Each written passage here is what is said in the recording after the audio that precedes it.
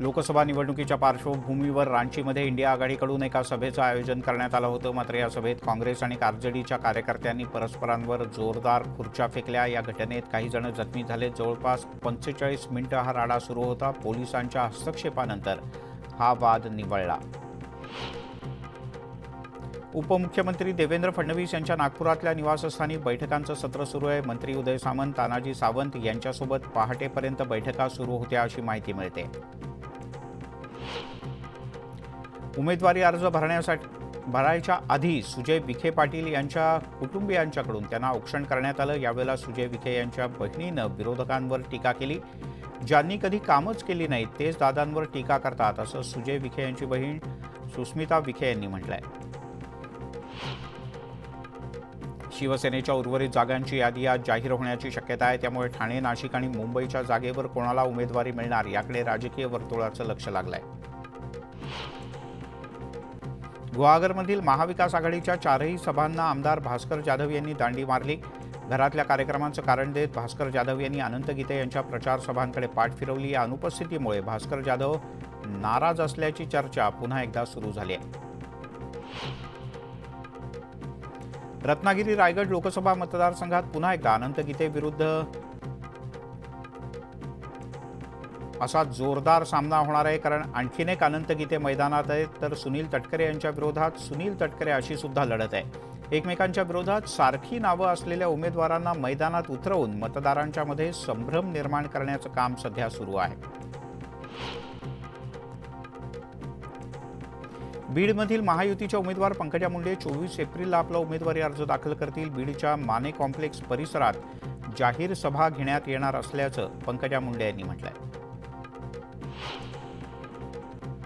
नंदुरबारमधील भाजपच्या उमेदवार हिना गावित आज आपला उमेदवारी अर्ज दाखल करणार आहेत। यावेळेला प्रवीण दरेकर, अमरीश पटेल, डॉक्टर विजयकुमार गावित, स्थानिक आमदार आणि लोकप्रतिनिधी उपस्थित राहतील। अर्ज दाखल करण्यापूर्वी महायुतीकडून मोठी रॅली काढण्यात येणार आहे। माढा लोकसभा मतदारसंघातील विजयासाठी भाजप चांगलाच कामाला लागला आहे। माढा तालुक्यातील हाडवैरी विरोधक असणारे आमदार बबन शिंदे आणि शिवाजी सावंत हे भाजपच्या विजयासाठी एकत्र येत प्रयत्न करणार आहेत। देशात सध्या लोकसभा निवडणुकीचा रणसंग्राम सुरू आहे। एकीकडे उबाठा गटातील मशाल गीताची चर्चा असताना दुसरीकडे शिवसेनेनं एक नवीन प्रचार गीत लॉन्च केलंय।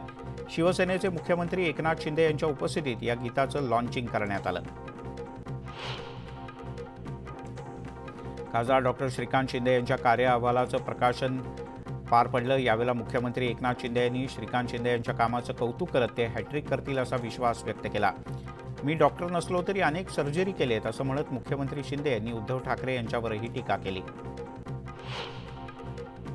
मुख्यमंत्री एकनाथ शिंदे यांनी उद्धव ठाकरे यांच्यावर घणाघाती टीका केली। नकली वाघ कल्याण डोंबिवलीमध्ये येऊन पोकळ डरकाळ्या फोडून गेला, पण हा एकनाथ शिंदे रिंग मास्टर आहे। तोपर्यंत वाघाचं कातड पांघरून शेळ्या कधीच वाघ होणार नाहीत अशी जहरी टीका त्यांनी केली। मुख्यमंत्री एकनाथ शिंदे, उपमुख्यमंत्री देवेंद्र फडणवीस आणि अजित पवार हे अहमदनगरच्या दौऱ्यावर आहेत।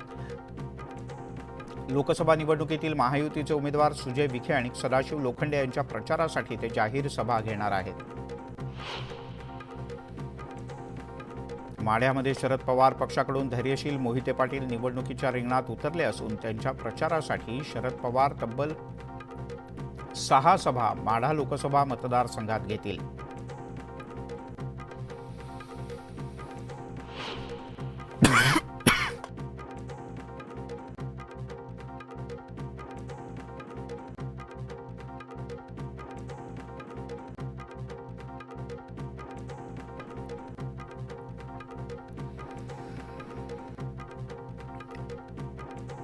बारामती लोकसभा मतदारसंघात होणारी निवडणूक नणंद विरुद्ध भावजय अशी नसून येणाऱ्या लोकसभेची निवडणूक राहुल गांधी विरुद्ध नरेंद्र मोदी असेल असं सुनेत्रा पवार यांनी म्हटलंय।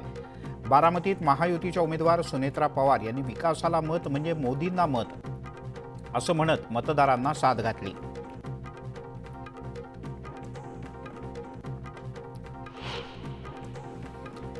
अमरावती लोकसभा मतदारसंघाचे महाविकास आघाडीचे उमेदवार बलवंत वानखेडे यांच्या प्रचारार्थ सभेचं आयोजन करण्यात आलं। या सभेला उद्धव ठाकरे आणि शरद पवार उपस्थित राहणार आहेत।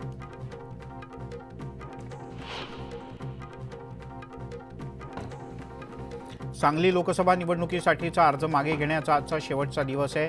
त्याशिवाय आज उमेदवारांना चिन्हाचं वाटप करण्यात येणार आहे। आज विशाल पाटील आपला उमेदवारी अर्ज मागे घेतात का याकडे सगळ्यांचं लक्ष लागलंय।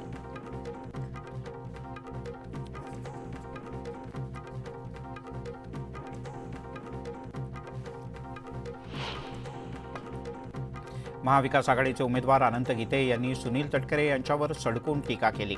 सुनील तटकरे यांना त्यांनी बकासुराची उपमा देत टोला लगावला।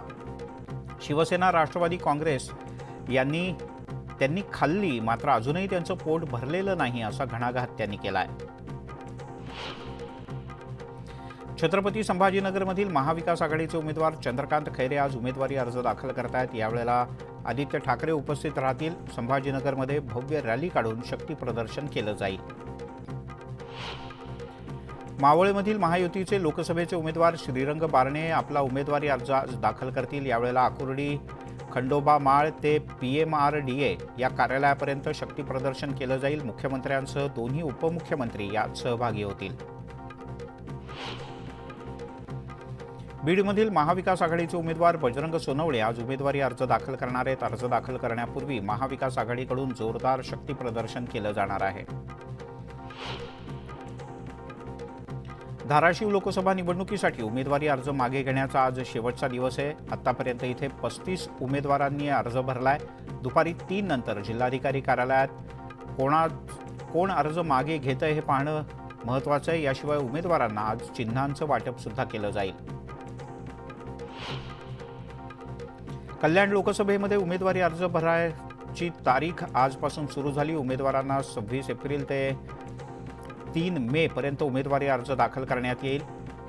तर 4 मे ते 6 मे दुपारी 3 वाजेपर्यंत उमेदवारी अर्ज मागे घेता येईल।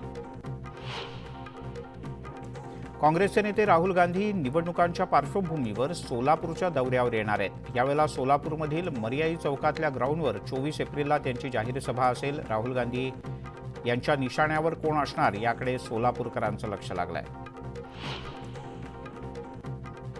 भाजपच्या अल्पसंख्याक मोर्चाचे प्रदेशाध्यक्ष इद्रिस मुल्तानी यांनी काँग्रेसवर जोरदार आरोप केलाय।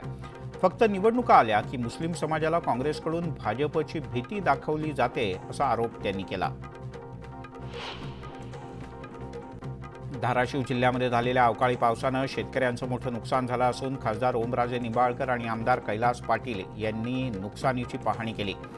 आचारसंहितेचे निकष बाजूला ठेवत शेतकऱ्यांना मदत द्यावी अशी मागणी सरकारकडे करणार असल्याचं निंबाळकर यांनी म्हटलंय। अमरावती शहरासह जिल्ह्यात विविध ठिकाणी अवकाळी पावसानं हजेरी लावली। यावेळेला उन्हाळी कांदा, भाजीपाला आणि फळपिकांना याचा मोठा फटका बसणार असल्यानं हवालदिल झालाय तो बळीराजा, त्याला मदतीची अपेक्षा आहे। राज्यातील हवामान दिवसेंदिवस बदलतंय। अवकाळी पाऊस, वाढतं ऊन आणि विविध गोष्टींमुळे नागरिक हैराण आहेत। 13 राज्यांमध्ये तापमानाचा पारा 40 ते 46 अंशांवर आहे। तर पर्वतीय क्षेत्रात मात्र पावसासोबतच बर्फवृष्टी सुद्धा होते आहे।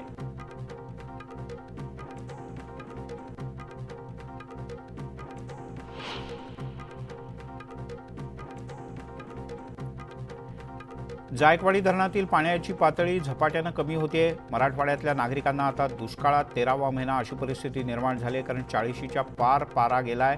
तर धरणातल्या पाण्याचं मोठ्या प्रमाणात बाष्पीभवन होऊन सध्या धरणात केवळ 13% इतकाच पाणीसाठा शिल्लक आहे। त्यामुळे मराठवाड्यातल्या नागरिकांवर आता पाणीबाणी येणार असंच दिसतंय।